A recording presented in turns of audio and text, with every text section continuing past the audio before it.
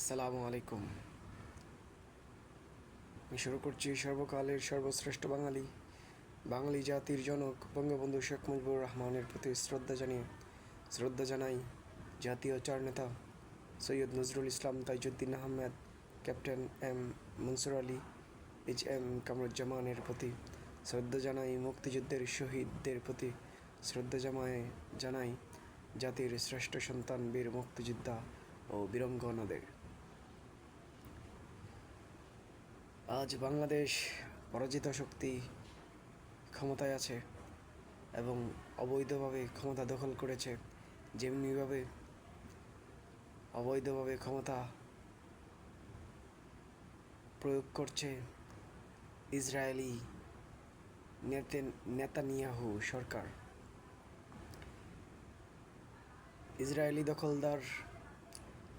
দখলদাররা যেভাবে গাজার উপর নির্যাতন নিপীড়ন চালিয়ে আসছে বিগত ৭৫ বছর ধরে, ঠিক এমনিভাবেই বাংলাদেশে আজ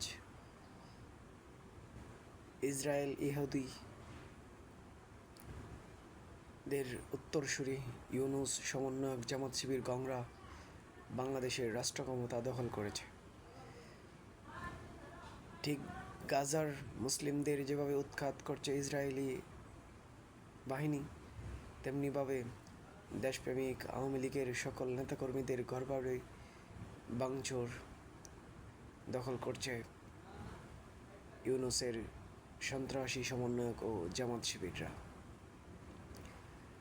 যেমনিভাবে গাজার ঘরবাড়িকে গুড়িয়ে দেওয়া হচ্ছে, তেমনিভাবেই বাংলাদেশের স্বাধীনতার আতুরঘর, বাংলাদেশের স্বাধীনতার তীর্থভূমি, বাংলাদেশের স্বাধীনতার রূপরেখা যেই বাড়ি থেকে প্রণয়ন করা হয়েছে, বাংলাদেশের স্বাধীনতার সংগ্রামের ডিজাইন যেই বাড়িতে হয়েছে, সেই বাড়িকে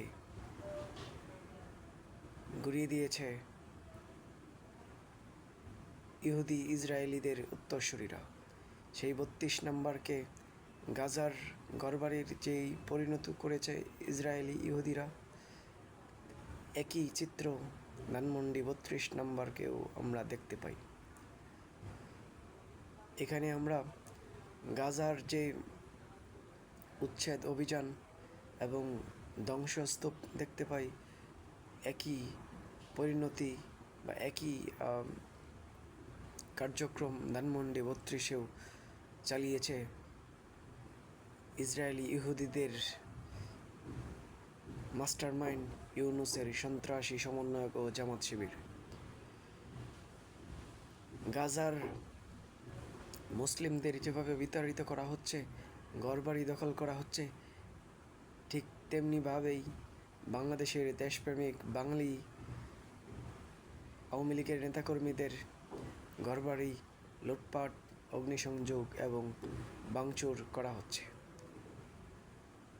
গাজার মুসলিমদের যেভাবে আজকে বিতাড়িত করা হচ্ছে, ঠিক তেমনিভাবে বাংলাদেশেও তাদের দোসর উত্তরসূরিরা একই কায়দায় লুটপাট, ভাঙচুর ও ধ্বংস চালাচ্ছে বাংলাদেশে। আমি তাদের ইসরায়েলিদের উত্তরসূরি এবং নেতানিয়াহুর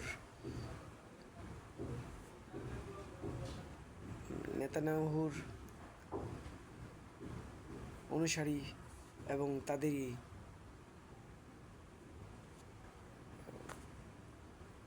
তাদের কি বলা যায়, এদের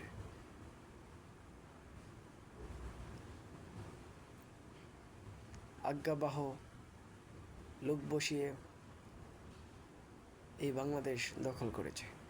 এই বাংলাদেশ পরাজিত শক্তির কাছে চলে গিয়েছে আজ। এই দখলদার ইসরায়েলি ইহুদিদের যে চক্রান্ত, ইসরায়েলি আমেরিকানদের যে চক্রান্ত বাংলাদেশে বীজ বুনেছে, অচিরেই তারা পরাজিত হবে। যেমনিভাবে পরাজিত হবে ফিলিস্তিনের মুসলিমদের কাছে ইহুদিরা যেভাবে পরাজিত হবে, ঠিক তেমনিভাবে বাংলাদেশেও এই ইহুদিদের উত্তরসূরি ইউনূস সমন্বয়ক জামাত শিবির সন্ত্রাসীরা বাংলাদেশেও দেশপ্রেমিক আওয়ামী লীগের নেতাকর্মীদের কাছে পরাজিত হবে ইনশাআল্লাহ। ভালো থাকবেন। জয় বাংলা, জয় বঙ্গবন্ধু, বাংলাদেশ চিরজীবী হোক।